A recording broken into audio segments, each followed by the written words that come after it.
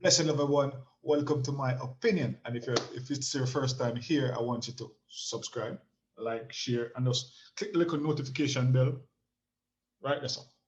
Now, today I want to speak about something that um, we all as Jamaican learned, right?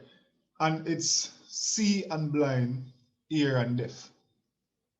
Do you guys know what I'm talking about? See and blind, ear and deaf.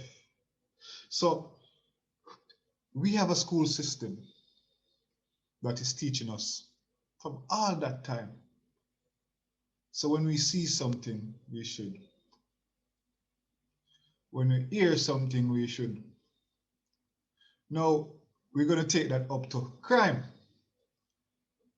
You teach in school, see and blind, ear and deaf. But with crime, you're saying, come and tell us what you see. Tell us what you know, and we will reward you. Does that make sense? Because from kids growing up, you're telling them to see and blind, ear and deaf. And the whole nation have that in them, like when you bend the tree from young, you can't change it now.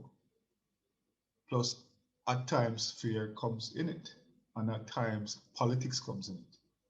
Because when it comes to crime and people hurting people, it would be sensible for someone to say, yo, if me talk, we can get rid of this person where really do this and me know what we know. But I have learned that see but not see, hear but not hear. Keep your mouth shut. And at the same time, the higher powers are also involved. So my question to you guys is it now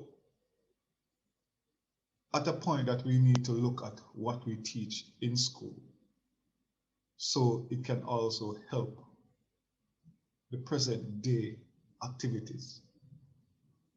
That's my question. See, I'm blind. Is it working towards the government plans that they have today, or it's harming all of that? Tell me what you think. Leave a comment. Do the right thing. Blessed love. See you next time.